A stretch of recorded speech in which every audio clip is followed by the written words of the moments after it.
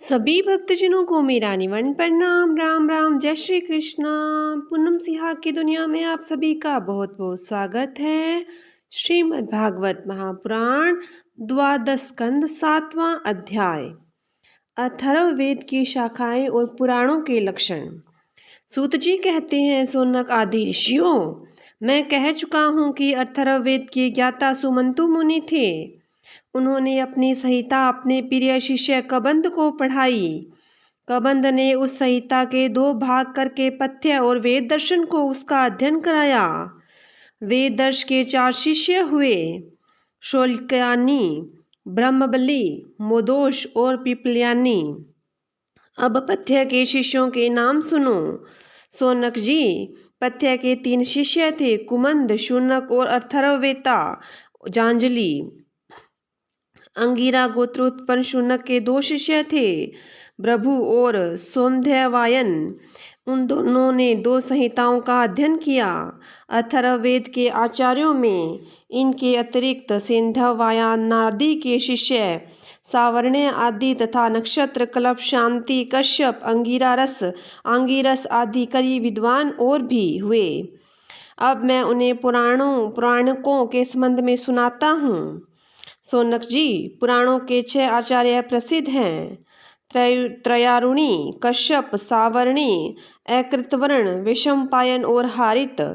इन लोगों ने मेरे पिताजी से एक एक पुराण संहिता पढ़ी थी और मेरे पिताजी ने स्वयं भगवान व्यास से उन संहिताओं का अध्ययन किया था। मैंने उन 6 आचार्यों से सभी संहिताओं का अध्ययन किया था। उन 6 संहिताओं के अतिरिक्त और भी 4 मूल संहिताएं थीं।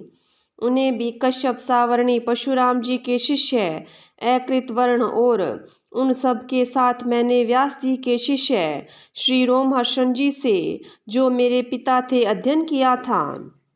सोनक जी, महर्षियों ने वेद और शास्त्रों के अनुसार पुराणों के लक्षण बतलाए हैं। अब तुम स्वस्थ होकर सावधानी से उनका वर्णन सुनो। सोनक जी, पुराणों के पारदर्शी विद्वान बतलाते हैं कि पुराणों के 10 लक्षण हैं, विश्व, सर्ग, विसर्ग, व्रति, रक्षा, मनवंतर, वंश, वंशानुचरित, संध्या, हेतु और अपाश्रय। कोई आचार्य पुराणों के 5 ही लक्षण मानते हैं। दोनों ही बातें ठीक है, क्योंकि महापुराणों में 10 लक्षण होते हैं और छोटे पुराणों में 5। विस्तार करके 10 बतलाते हैं और संक्षेप करके 5। अब इनके लक्षण सुनो। जब मूल प्रकृति में लीन गुण शुद्ध होते हैं एवं महतत्व की उत्पत्ति होती है, महतत्व से तामस, राजक और वैकारिक सात्विक 3 प्रकार के अहंकार बनते हैं। त्रिविध अहंकार से ही पंच तन्मात्रा, इंद्रिय और विषयों की उत्पत्ति होती है। इसी से उत्पत्ति क्रम का नाम सर्ग है। परमेश्वर के अनुग्रह से सृष्टि का सामर्थ्य प्राप्त करके महतत्व आदि पूर्व कर्मों के अनुसार अच्छी और बुरी वासनाओं की प्रधानता से जो यह चराचर शरीरात्मक जीव की उपाधि सृष्टि करते हैं, एक बीज से दूसरे बीज के समान, इसी को विसर्ग कहते हैं। जड़ प्राणियों की अचर पदार्थ व्रति अर्थात जीवन निर्वाह की सामग्री है। जड़ प्राणियों के दुग्ध आदि भी। इनमें से मनुष्यों ने कुछ तो स्वभाववश कामना के अनुसार निश्चित कर ली है और कुछ ने शास्त्र की आज्ञा अनुसार। भगवान युग युग में पशु, पक्षी, मनुष्य, ऋषि, देवता आदि के रूप में अवतार ग्रहण करके अनेकों लीलाएं करते हैं। इन्हीं अवतारों में वे वेद, धर्म और विरोधियों का संहार भी करते हैं। उनकी यह अवतार लीला विश्व की रक्षा के लिए ही होती है, इसलिए उनका नाम रक्षा है। मनु देवता, मनुपुत्र, इंद्र, सप्तऋषि और भगवान के अंश अवतार, इन्हीं 6 बातों की विशेषता से युक्त समय को मनवंतर कहते हैं।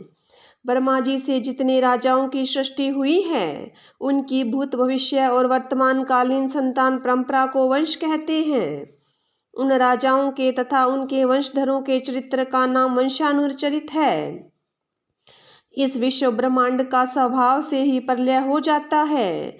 इसके 4 भेद है, नैमित्तिक, प्राकृतिक, नित्य और आत्यांतिक। तत्वज्ञ विद्वानों ने इन्हीं को संस्था कहा है। पुराणों के लक्षणों में हेतु नाम से जिसका व्यवहार होता है, वह जीव ही है, क्योंकि वास्तव में वही सर्ग विसर्ग आदि का हेतु है और अविद्यावश अनेकों प्रकार के कराकारम कलाप में उलझ गया है। जो लोग उसे चैतन्य प्रधान की दृष्टि से देखते हैं वे उसे अनुशयी अर्थात प्रकृति में शयन करने वाला कहते हैं और जो उपाधि की दृष्टि से कहते हैं वे अव्याकृत अर्थात प्रकृति रूप कहते हैं। जीव की वृत्तियों के 3 विभाग जागृत, स्वप्न और सुषुप्ति, जो इन अवस्थाओं में इनके अभिमानी वैश्व तेजस और प्राज्ञा की मायामय रूपों में प्रतीत होता है और इन अवस्थाओं में परे, इन अवस्थाओं से परे तुर्य तत्व के रूप में लक्षित होता है, वही ब्रह्म है। उसी को यहाँ अपश्रय शब्द से कहा गया है। नाम विशेष और गुण विशेष से युक्त पदार्थों पर विचार करें तो वे सत्ता मात्र वस्तु के रूप में सिद्ध होते हैं, उनकी विशेषताएं लुप्त हो जाती है। असल में वह सत्ता ही उन विशेषताओं के रूप में प्रतीत भी हो रही है और उनसे पृथक भी है। ठीक इसी न्याय से शरीर और विश्व ब्रह्मांड की उत्पत्ति से लेकर मृत्यु और महाप्रलय पर्यंत जितनी भी विशेष अवस्थाएं हैं उनके रूप में परम सत्य स्वरूप ब्रह्म ही प्रतीत हो रहा है और वह उनसे सर्वथा पृथक भी है। यही वाक्य भेद से अधिष्ठान और साक्षी के रूप में ब्रह्म ही पुराणोक्त आश्रय तत्व है। जब चित्त स्वयं आत्मविचार अथवा योगाभ्यास के द्वारा सत्वगुण, रजोगुण, तमोगुण संबंधी व्यवहारिक वृत्तियों और जागृत, स्वप्न आदि स्वाभाविक वृत्तियों का त्याग करके उपराम हो जाता है, तब शांत वृत्ति में तत्वमसि आदि महावाक्यों के द्वारा आत्मज्ञान का उदय होता है। उस समय आत्मवेता पुरुष अविद्या जनित कर्म वासना और कर्म प्रवृत्ति से निवृत्त हो जाता है। शौनक आदि ऋषियों, पुरातत्ववेता, ऐतिहासिक विद्वानों ने इन्हीं लक्षणों के द्वारा पुराणों की यह पहचान बतलाई है। ऐसे लक्षणों से युक्त छोटे बड़े 18 पुराण हैं। उनके नाम ये है: ब्रह्म पुराण, पद्म पुराण, विष्णु पुराण, शिव पुराण, लिंग पुराण, गरुड़ पुराण, नारद पुराण, भागवत पुराण, अग्नि पुराण, स्कंद पुराण, भविष्य पुराण, ब्रह्म वैवर्त्य पुराण, मार्कंडेय पुराण, वामन पुराण, वराह पुराण, मत्स्य पुराण, कुरम पुराण और ब्रह्मांड पुराण की 8 ब्रह्मांड पुराण यह 18 हैं। शौनक जी, व्यास जी के शिष्य परंपरा ने जिस प्रकार वेद संहिता और पुराण संहिता का अध्ययन, अध्यापन, विभाजन आदि किया वह मैंने तुम्हें सुना दिया। यह प्रसंग सुनने और पढ़ने वाले के ब्रह्म तेज की अभिवृद्धि होती है। 8वां अध्याय, मार्कंडेय जी की तपस्या और वर प्राप्ति। शौनक जी ने कहा, साधु शिरोमणि सूत जी, आप आयुष्मान हो। सचमुच आप वक्ताओं के सिरमौर हैं। जो लोग संसार के अपार अंधकार में भूल भटक रहे हैं उन्हें आप वहां से निकाल कर प्रकाश स्वरूप परमात्मा का साक्षात्कार करा दें। आप कृपा करके हमारे एक प्रश्न का उत्तर दीजिए। लोग कहते हैं कि मर्कंड ऋषि के पुत्र मार्कंडेय ऋषि चिरायु हैं और जिस समय प्रलय ने सारे जगत को निगल लिया था उस समय भी वे बचे रहे। परंतु सूत जी, वे तो इसी कल्प में हमारे ही वंश से उत्पन्न हुए। एक श्रेष्ठ भृगुवंशी है और जहाँ तक हमें मालूम है इस कल्प में अब तक प्राणियों का कोई प्रलय नहीं हुआ। ऐसी स्थिति में यह बात कैसे सत्य हो सकती है कि जिस समय सारी पृथ्वी प्रलयकालीन समुद्र में डूब गई थी उस समय मार्कंडेय जी उसमें डूब उतर रहे थे और उन्होंने अक्षयवट के पत्ते के दोनों में अत्यंत अद्भुत और सोए हुए बाल मुकुंद के दर्शन किए। सूत जी, हमारे मन में बड़ा संदेह है और इस बात को जानने की बड़ी उत्कंठा है। आप बड़े योगी हैं, पुराणिकों में सम्मानित हैं। आप कृपा करके हमारा यह संदेह मिटा दीजिए। सूत जी ने कहा, शौनक जी, आपने बड़ा सुंदर प्रश्न किया। इससे लोगों का भ्रम मिट जाएगा और सबसे बड़ी बात तो यह है कि इस कथन में भगवान नारायण की महिमा है। जो इसका गान करता है उसके सारे कलिमल नष्ट हो जाते हैं। शौनक जी, मर्कंड ऋषि ने अपने पुत्र मार्कंडेय के सभी संस्कार समय समय पर किए। मार्कंडेय जी विधि पूर्वक वेदों का अध्ययन करके तपस्या और स्वाध्याय से संपन्न हो गए थे। उन्होंने आजीवन ब्रह्मचर्य का व्रत ले रखा था। शांत भाव से रहते थे। सिर पर जटाएं बढ़ा रखी थी। वृक्षों की छाल का ही वस्त्र पहनते थे। वे अपने हाथों में कमंडलू और दंड धारण करते। शरीर पर यज्ञोपवीत और मेखला शोभायमान रहती। काले मृग का चरम, रुद्राक्षमाला और कुश, यही इनकी पूंजी थी। यह सब उन्होंने अपने आजीवन ब्रह्मचर्य व्रत की पूर्ति के लिए ग्रहण किया था। वे सायंकाल और प्रातःकाल अग्निहोत्र, सूर्योपस्थान, गुरु वंदन, ब्राह्मण सत्कार, मानस पूजा और मैं परमात्मा का स्वरूप ही हूँ, इस प्रकार की भावना आदि के द्वारा भगवान की आराधना करते। सायं प्रातः भिक्षा लाकर गुरुदेव के चरणों में निवेदन कर देते और मौन हो जाते। गुरुजी की आज्ञा होती तो एक बार खा लेते, अन्यथा उपवास कर जाते। मार्कंडेय जी ने इस प्रकार तपस्या और स्वाध्याय में तत्पर रहकर करोड़ों वर्षों तक भगवान की आराधना की और इस प्रकार उस मृत्यु पर भी विजय प्राप्त कर ली, जिसको जीतना बड़े बड़े योगियों के लिए भी कठिन है।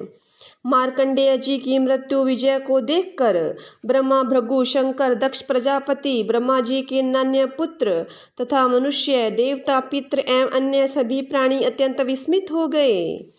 आजीवन ब्रह्मचार्य व्रतधारी एवं योगी मार्कंडेय जी इस प्रकार तपस्या, स्वाध्याय और संयम आदि के द्वारा अविद्या आदि के सारे क्लेशों को मिटाकर शुद्ध अंतःकरण से इंद्रियातीत परमात्मा का ध्यान करने लगे। योगी मार्कंडेय जी महायोग के द्वारा अपना चित्त भगवान के स्वरूप में जोड़ते रहे। इस प्रकार साधन करते करते बहुत समय 6 मनवंतर व्यतीत हो गए। ब्राह्मण, यह 7वें मनवंतर में जब इंद्र को इस बात का पता चला, तब तो वे उनकी तपस्या से शंकित और भयभीत हो गए। इसलिए उन्होंने उनकी तपस्या में विघ्न डालना आरंभ कर दिया।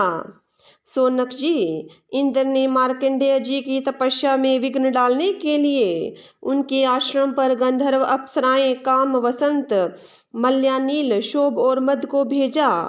भगवान, वे सब उनकी आज्ञा के अनुसार उनके आश्रम पर गए। मार्कंडेय जी का आश्रम हिमालय के उत्तर की ओर है। वहाँ पुष्पभद्रा नाम की नदी बहती है और उसके पास ही चित्रा नाम की एक शिला है। सोनक जी, मार्कंडेय जी का आश्रम बड़ा ही पवित्र है। चारों ओर हरे भरे पवित्र वृक्षों की पंक्तियां हैं। उन पर लताएं लहलहाती रहती हैं। वृक्षों के झुरमुट में स्थान स्थान पर पुण्य आत्मा ऋषिगण निवास करते हैं और बड़े ही पवित्र एवं निर्मल जल से भरे जलाशय सब ऋतुओं में से एक से ही रहते हैं। कहीं मतवाले भंवरे अपनी संगीतमयी गुंजार से लोगों का मन आकर्षित करते रहते हैं, तो कहीं मतवाले कोकिल पंचम स्वर में कुहू कुहू कूकते रहते हैं। कहीं मतवाले मोर अपने पंख फैलाकर कलापूर्ण नृत्य करते रहते हैं, तो कहीं अन्य मतवाले पक्षियों का झुंड खेलता रहता है। मार्कंडेय मुनि के ऐसे पवित्र आश्रम में इंद्र के भेजे हुए वायु ने प्रवेश किया। वहां उसने पहले शीतल झरनों की नन्ही नन्ही फुइयां संग्रह की। इसके बाद सुगंधित पुष्पों का आलिंगन किया और फिर काम भाव को उत्तेजित करते हुए धीरे धीरे बहने लगा। कामदेव के प्यारे सखा वसंत ने भी अपनी माया फैलाई। संध्या का समय था। चंद्रमा उदित हो अपनी मनोहर किरणों का विस्तार कर रहे थे। सहस्त्र सहस्त्र डालियों वाले वृक्ष लताओं का आलिंगन पाकर धरती तक झुके हुए थे। नई नई कोपलें, फलों और फूलों के गुच्छे अलग ही शोभायमान हो रहे थे। वसंत का साम्राज्य देखकर कामदेव ने भी वहां प्रवेश किया। उसके साथ गाने बजाने वाले गंधर्व झुंड के झुंड चल रहे थे। उसके चारों ओर बहुत सी स्वर्गीय अप्सराएं चल रही थी और अकेला काम ही सबका नायक था। उसके हाथ में पुष्पों का धनुष और उस पर सम्मोहन आदि बाण चढ़े हुए थे। उस समय मार्कंडेय मुनि अग्निहोत्र करके भगवान की उपासना कर रहे थे। उनके नेत्र बंद थे। वे इतने तेजस्वी थे मानो स्वयं अग्नि देव और ही मूर्तिमान होकर बैठे हो। उनको देखने से ही मालूम हो जाता था कि इनको पराजित कर सकना बहुत ही कठिन है। इंद्र के आज्ञाकारी सेवकों ने मार्कंडेय मुनि को इसी अवस्था में देखा। अब अप्सराएं उनके सामने नाचने लगी। कुछ गंधर्व मधुर गान करने लगे तो कुछ मृदंग, वीणा, ढोल आदि बाजे बड़े मनोहर स्वर में बजाने लगे। सोनक जी, अब कामदेव ने अपनी पुष्प निर्मित धनुष पर पंचमुख बाण चढ़ाया। उसके बाणों के 5 मुख हैं: शोषण, दीपन, सम्मोहन, तापन और उन्मादन। जिस समय वह निशाना लगाने की ताक में था, उस समय इंद्र के सेवक वसंत और लोभ मार्कंडेय मुनि का मन विचलित करने के लिए प्रयत्नशील थे। उनके सामने ही पुंजिक स्थली नाम की सुंदरी अप्सरा गेंद खेल रही थी। स्तनों के भार से बार बार उसकी कमर लचक जाया करती थी। साथ ही उसकी चोटियों में गूंथे हुए सुंदर सुंदर पुष्प और मालाएं बिखर कर धरती पर गिरती जा रही थी। कभी कभी वह तिरछी चितवन से इधर उधर देख लिया करती थी। उसके नेत्र कभी गेंद के साथ आकाश की ओर जाते, कभी धरती की ओर और कभी हथेलियों की ओर। वह बड़े हाव भाव के साथ गेंद की ओर दौड़ती थी। उसी समय उसकी करधनी टूट गई और वायु ने उसकी झीनी सी साड़ी को शरीर से अलग कर दिया। कामदेव ने अपना उपयुक्त अवसर देखकर और यह समझकर कि अब मार्कंडेय मुनि को मैंने जीत लिया, उनके ऊपर अपना बाण छोड़ा, परंतु उसकी एक न चली। मार्कंडेय मुनि पर उसका सारा उद्योग निष्फल हो गया। ठीक वैसे ही जैसे असमर्थ और अभागे पुरुषों के प्रयत्न विफल हो जाते हैं। सोनक जी, मार्कंडेय मुनि अपरिमित तेजस्वी थे। काम वसंत आदि आए तो थे इसलिए कि उन्हें तपस्या से भ्रष्ट कर दें, परंतु अब उनके तेज से जलने लगे और ठीक उसी प्रकार भाग गए जैसे छोटे छोटे बच्चे सोते हुए सांप को जगाकर भाग जाते हैं। सोनक जी, इंद्र के सेवकों ने इस प्रकार मार्कंडेय जी को पराजित करना चाहा, परंतु वे रति भर भी विचलित न हुए। इतना ही नहीं, उनके मन में इस बात को लेकर तनिक भी अहंकार भाव न हुआ। सच है, महापुरुषों के लिए यह कौन सी आश्चर्य की बात है। जब देवराज इंद्र ने देखा कि कामदेव अपनी सेना के साथ निस्तेज हतप्रभ होकर लौटा है और सुना है कि ब्रह्म ऋषि मार्कंडेय जी परम प्रभावशाली हैं, तब उन्हें बड़ा ही आश्चर्य हुआ। सोनक जी, मार्कंडेय मुनि तपस्या, स्वाध्याय, धारणा, ध्यान और समाधि के द्वारा भगवान में चित्त लगाने का प्रयत्न करते रहते थे। अब उन पर कृपा प्रसाद की वर्षा करने के लिए मुनिजन नयन मनोहारी नरोत्तम नर और भगवान नारायण प्रकट हुए। उन दोनों में एक का शरीर गौर वर्ण और दूसरे का श्याम। दोनों के ही नेत्र तुरंत ही खिले हुए कमल के समान कोमल और विशाल थे। 4 भुजाएं थी। एक मृग चरम पहने हुए थे तो दूसरे वृक्ष की छाल। हाथों में कुश लिए हुए थे और गले में 3 सूत के यज्ञोपवीत शोभायमान थे। वे कमंडलू और बांस का सीधा दंड ग्रहण किए हुए थे। कमल गट्टे की माला और जीवों को हटाने के लिए वस्त्र की कुंची भी रखे हुए थे। ब्रह्मा, इंद्र आदि के भी पूज्य भगवान नर नारायण बहुकुछ ऊंचे कद के थे और वेद धारण किए हुए थे। उनके शरीर से चमकती हुई बिजली के समान पीले पीले रंग की कांति निकल रही थी। वे ऐसे मालूम होते थे मानो समय तप ही मूर्तिमान हो गया हो।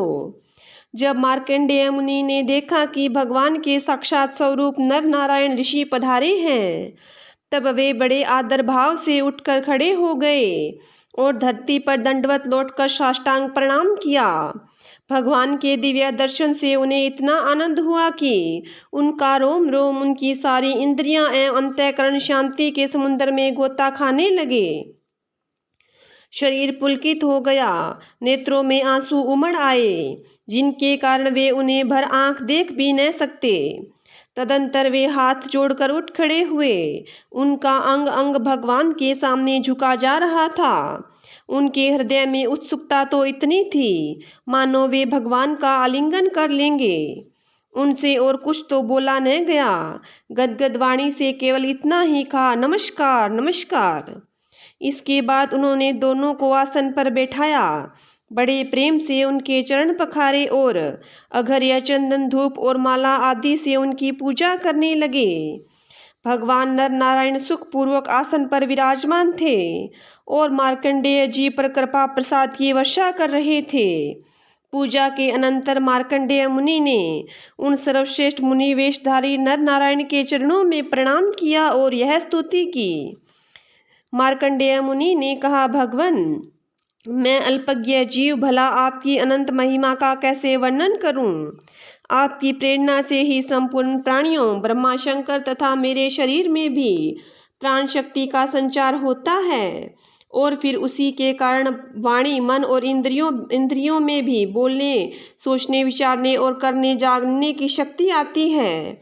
इस प्रकार सबके प्रेरक और परम स्वतंत्र होने पर भी आप अपना भजन करने वाले भक्तों के प्रेम बंधन में बंधे हुए हैं।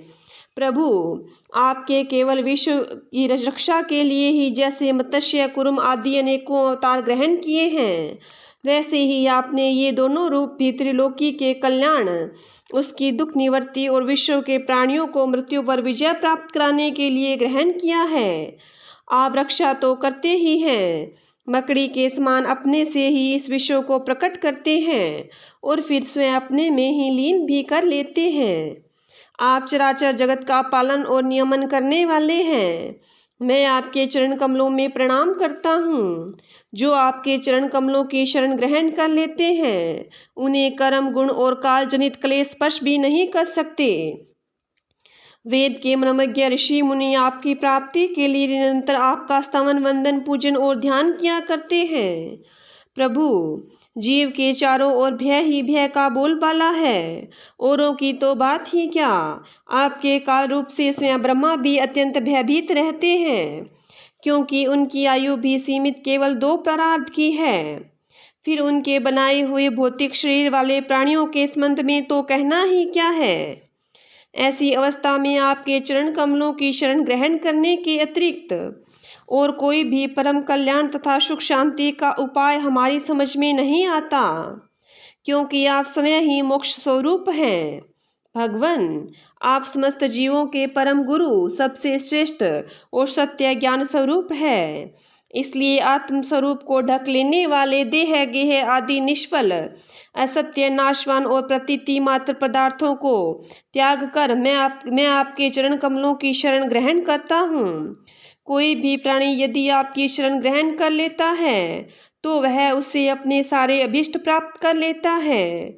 जीवों के परम सुहृद प्रभु, यद्यपि सत्वरज और तम ये तीनों गुण आपकी ही मूर्ति है, इन्हीं के द्वारा आप जगत की उत्पत्ति, स्थिति, लय आदि अनेकों मायामयी लीलाएं करते हैं, फिर भी आपकी सत्व गुणमयी मूर्ति ही जीवों की शांति प्रदान करती है, जीवों को शांति प्रदान करती है। रजोगुणी और तमोगुणी मूर्तियों से जीवों को शांति नहीं मिल सकती, उनसे तो दुख, मोह और भय की वृद्धि ही होती है। भगवन, इसलिए बुद्धिमान पुरुष आपकी और आपके भक्तों की परम प्रिय और शुद्ध मूर्ति नर नारायण की ही उपासना करते हैं। 5 रात्र सिद्धांत के अनुयायी विशुद्ध सत्व को ही आपका श्री विग्रह मानते हैं। उसी की उपासना से आपके नित्य धाम वैकुंठ की प्राप्ति होती है। उस धाम की यह विलक्षणता है कि वह लोक होने पर सर्वथा भय रहित और भोग युक्त होने पर भी आत्मा आनंद से परिपूर्ण है। वे रजोगुण और तमोगुण को आपकी मूर्ति स्वीकार नहीं करते। भगवन, आप अंतर्यामी, सर्वव्यापक, सर्वस्वरूप, जगत गुरु, पराधार्य और शुद्ध स्वरूप है। समस्त लौकिक और वैदिक वाणी आपके अधीन है। आप ही वेद मार्ग के प्रवर्तक हैं। मैं आपके इस युगल स्वरूप नरोत्तम नर और ऋषिवर नारायण को नमस्कार करता हूँ। आप यद्यपि प्रत्येक जीव की इंद्रियों तथा उसके विषयों में, प्राणों में तथा हृदय में भी विद्यमान हैं, तो भी आपकी माया से जीव की बुद्धि इतनी मोहित हो जाती है, ढक जाती है कि वह निष्फल और झूठी इंद्रियों के जाल में फंसकर आपकी झांकी से वंचित हो जाता है। किंतु सारे जगत के गुरु तो आप ही हैं, इसलिए पहले अज्ञानी होने पर भी जब आपकी कृपा से उसे आपके ज्ञान भंडार वेदों की प्राप्ति होती है, तब वह आपके साक्षात दर्शन कर लेता है। प्रभु, वेदों में आपका साक्षात्कार कराने वाला वह ज्ञान पूर्ण रूप से विद्यमान है, जो आपके स्वरूप का रहस्य प्रकट करता है। ब्रह्मा आदि बड़े बड़े प्रभावशाली मनुष्य उसे प्राप्त करने का यत्न करते रहने पर भी मोह में पड़ जाते हैं। आप भी ऐसे लीला विहारी हैं कि विभिन्न मत वाले आपके संबंध में जैसा सोचते विचारते हैं, वैसा ही शील स्वभाव और रूप ग्रहण करके आप उनके सामने प्रकट हो जाते हैं। वास्तव में आप देह आदि समस्त उपाधियों में छिपे हुए विशुद्ध विज्ञान घन हैं। हे पुरुषोत्तम, मैं आपकी वंदना करता हूँ। 9वां अध्याय, मार्कंडेय जी का माया दर्शन। सूत जी कहते हैं, जब ज्ञान संपन्न मार्कंडेय मुनि ने इस प्रकार स्तुति की, तब भगवान नर नारायण ने प्रसन्न होकर मार्कंडेय जी से कहा। भगवान नारायण ने कहा, सामान्य ब्रह्म ऋषि शिरोमणि, तुम चित्त की एकाग्रता, तपस्या, स्वाध्याय, संयम और मेरी अनन्य भक्ति से सिद्ध हो गए हो। तुम्हारे इस आजीवन ब्रह्मचर्य व्रत की निष्ठा देखकर हम तुम पर बहुत ही प्रसन्न हुए हैं। तुम्हारा कल्याण हो। मैं समस्त वर देने वालों का स्वामी हूँ, इसलिए तुम अपना अभिष्ट वर मुझसे मांग लो। मार्कंडेय मुनि ने कहा, देव देवेश, शरणागत भयहारी अच्युत, आपकी जय हो, जय हो। हमारे लिए बस इतना ही वर पर्याप्त है कि आपने कृपा करके अपने मनोहर स्वरूप का दर्शन कराया। ब्रह्मा शंकर आदि देवगण योग साधना के द्वारा एकाग्र हुए मन से ही आपके परम सुंदर श्री चरण कमलों का दर्शन प्राप्त करके कृतार्थ हो गए हैं। आज उन्हीं अपने मेरे नेत्रों के सामने प्रकट होकर मुझे धन्य बनाया है। पवित्र कीर्ति महानुभाव के शिरोमणि कमल नयन, फिर भी आपकी आज्ञा के अनुसार मैं आपसे वर मांगता हूँ। मैं आपकी वह माया देखना चाहता हूँ जिससे मोहित होकर सभी लोग और लोकपाल अद्वितीय वस्तु ब्रह्म में अनेकों प्रकार के भेद विभेद देखने लगते हैं। सूत जी कहते हैं, सोनक जी, जब इस प्रकार मार्कंडेय मुनि ने भगवान नर नारायण की इच्छा अनुसार स्तुति पूजा कर ली एवं वरदान मांग लिया, तब उन्होंने मुस्कुराते हुए कहा, ठीक है, ऐसा ही होगा। इसके बाद वे अपने आश्रम बद्रीवन में चले गए। मार्कंडेय मुनि अपने आश्रम पर ही रहकर निरंतर इस बात का चिंतन करते रहते कि मुझे माया के दर्शन कब होंगे। वे अग्नि, सूर्य, चंद्रमा, जल, पृथ्वी, वायु, आकाश एवं अंतःकरण में और तो क्या सर्वत्र भगवान का ही दर्शन करते हुए मानसिक वस्तुओं से उनका पूजन करते रहते। कभी कभी तो उनके हृदय में प्रेम की ऐसी बाढ़ आ जाती कि वे उसके प्रवाह में डूबने उतारने लगते। उन्हें इस बात का भी याद न रहती कि कब कहाँ किस प्रकार भगवान की पूजा करनी चाहिए। सोनक जी, एक दिन की बात है, संध्या के समय पुष्पभद्रा नदी के तट पर मार्कंडेय मुनि भगवान की उपासना में तन्मय हो रहे थे। ब्राह्मण, उसी समय एकाएक बड़े जोर की आंधी चलने लगी। उस समय आंधी के कारण बड़ी भयंकर आवाज होने लगी और बड़े विकराल बादल आकाश में मंडराने लगे। बिजली चमक चमक कर कड़कने लगी और रथ के धुरे के समान जल की मोटी मोटी धाराएं पृथ्वी पर गिरने लगी। यही नहीं, मार्कंडेय मुनि को ऐसा दिखाई पड़ा कि चारों ओर समुद्र समूची पृथ्वी को निगलते हुए उमड़े आ रहा है। आंधी के वेग से समुद्र में बड़ी बड़ी लहरें उठ रही है, बड़े भयंकर भंवर पड़ रहे हैं और भयंकर ध्वनि कान फाड़ डालती है। स्थान स्थान पर बड़े बड़े मगर उछल रहे हैं। उस समय बाहर भीतर चारों ओर जल ही जल दिखता है। ऐसा जान पड़ता था कि उस जल राशि में पृथ्वी ही नहीं, स्वर्ग भी डूबा जा रहा है। ऊपर से बड़े वेग से आंधी चल रही है और बिजली चमक रही है, जिससे संपूर्ण जगत संतप्त हो रहा है। जब मार्कंडेय मुनि ने देखा कि इस जल प्रलय से सारी पृथ्वी डूब गई है, उद्भिज, स्वेदज, अंडज और जरायु चारों प्रकार के प्राणी तथा स्वयं वे भी अत्यंत व्याकुल हो रहे हैं, तब वे उदास हो गए और साथ ही अत्यंत भयभीत भी। उनके सामने ही प्रलय समुद्र में भयंकर लहरें उठ खड़ी हुई। आंधी के वेग से जल राशि उछल रही थी और प्रलयकालीन बादल बरस बरस कर समुद्र की ओर भी बढ़ते जा रहे थे। उन्होंने देखा कि समुद्र द्वीप वर्ष और पर्वतों के साथ सारी पृथ्वी को डुबा दिया। समुद्र ने पृथ्वी, अंतरिक्ष, स्वर्ग, ज्योतिर्मंडल, ग्रह, नक्षत्र और तारों का समूह है और दिशाओं के साथ तीनों लोग जल में डूब गए। बस उस समय एकमात्र महामुनि मार्कंडेय ही बच रहे थे। उस समय वे पागल और अंधे के समान जटा फैलाकर यहाँ से वहाँ और वहाँ से यहाँ भाग भाग कर अपने प्राण बचाने की चेष्टा कर रहे थे। वे भूख प्यास से व्याकुल हो रहे थे। किसी और बड़े बड़े मगर तो कभी किसी और बड़े बड़े तिमिंजल मच्छ उन पर टूट पड़ते। किसी ओर से हवा का झोंका आता तो किसी ओर से लहरों की थपेड़े उसे घायल कर देते। इस प्रकार इधर उधर भटकते भटकते वे अपार अज्ञानांधकार में पड़ गए, बेहोश हो गए और इतने थक गए कि उन्हें पृथ्वी और आकाश का भी ज्ञान न रहा। वे कभी बड़े भारी भंवर में पड़ जाते, कभी तरल तरंगों की चोट से चंचल हो उठते, जब कभी जल जंतु आपस में एक दूसरे पर आक्रमण करते, तब ये अचानक ही उनके शिकार बन जाते। कहीं शोकग्रस्त हो जाते तो कहीं मोहग्रस्त। कभी दुख ही दुख के निमित्त आते तो कभी तनिक सुख भी मिल जाता। कभी भयभीत होते, कभी मर जाते तो कभी तरह तरह के रोग उन्हें सताने लगते। इस प्रकार मार्कंडेय मुनि विष्णु भगवान की माया के चक्कर से में मोहित हो गए। उस प्रलय काल में समुद्र में भटकते भटकते उन्हें सैकड़ों हजारों ही नहीं लाखों करोड़ों वर्ष बीत गए। सोनक जी, मार्कंडेय मुनि इस प्रकार प्रलय के जल में बहुत समय तक भटकते रहे। एक बार उन्होंने पृथ्वी के एक टीले पर एक छोटा सा बरगद का पेड़ देखा।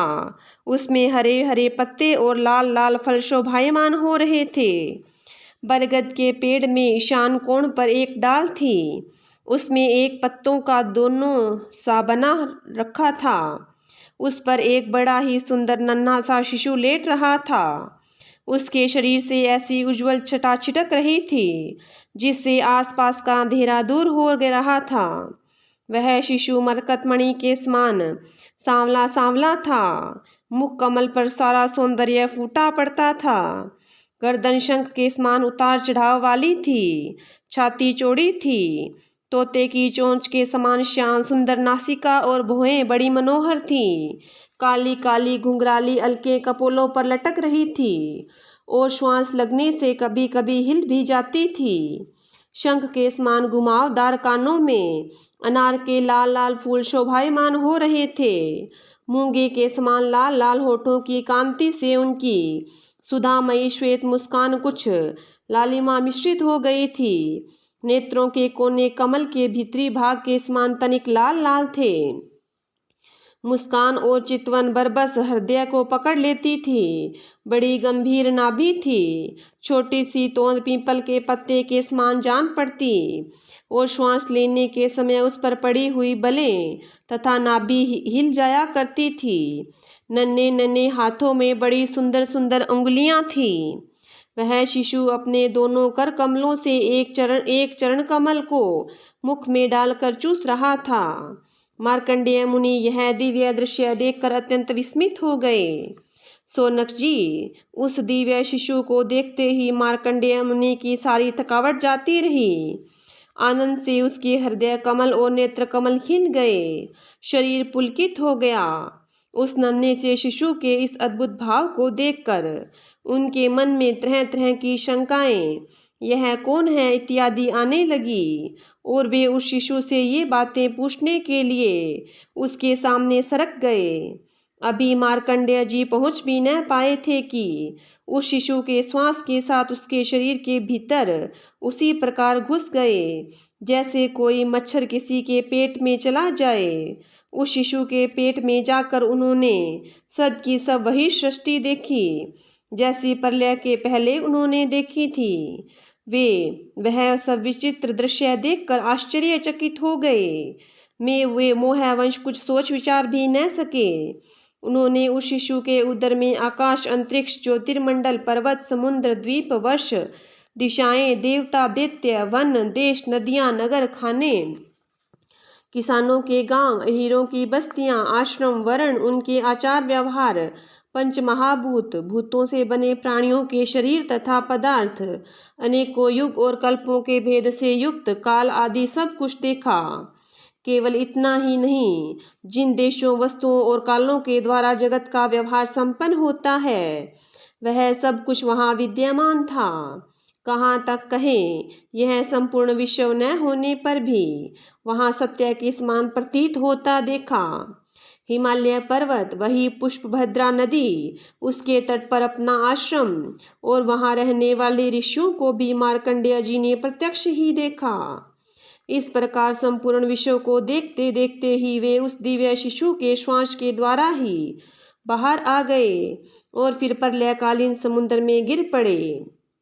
अब फिर उन्होंने देखा कि समुद्र के बीच में पृथ्वी के टीले पर वही बरगद का पेड़ जो का त्यों विद्यमान है और उसके पत्ते के दोनों में ही वही शिशु सोया हुआ है। उसके अधरों पर प्रेमामृत से परिपूर्ण मंद मंद मुस्कान है और अपनी प्रेम पूर्ण चितवन से वह मार्कंडेय जी की ओर देख रहा है। अब मार्कंडेय मुनि इंद्रियातीत भगवान को, जो शिशु के रूप में क्रीड़ा कर रहे थे और नेत्रों के मार्ग से पहले ही हृदय में विराजमान हो चुके थे, आलिंगन करने के लिए बड़े श्रम और कठिनाइयों से आगे बढ़े। परंतु सोनक जी, भगवान केवल योगियों के ही नहीं, स्वयं योग के भी स्वामी और सबके हृदय में छिपे रहने वाले हैं। अभी मार्कंडेय मुनि उनके पास पहुंच भी न पाए थे कि वे तुरंत अंतर्ध्यान हो गए। ठीक वैसे ही जैसे अभागे और असमर्थ पुरुषों के परिश्रम का पता नहीं चलता कि वह फल दिए बिना ही क्या हो गया। सोनक जी, उस शिशु के अंतर्ध्यान होते ही वह बरगद का वृक्ष तथा प्रलयकालीन दृश्य एवं जल भी तत्काल लीन हो गया और मार्कंडेय मुनि ने देखा कि मैं तो पहले के समान ही अपने आश्रम में बैठा हुआ हूँ। श्रीमद् भागवत महापुराण 12 स्कंद 9वां अध्याय समाप्त। बोलिए विष्णु भगवान की जय हो। बोलिए कृष्ण भगवान की जय हो।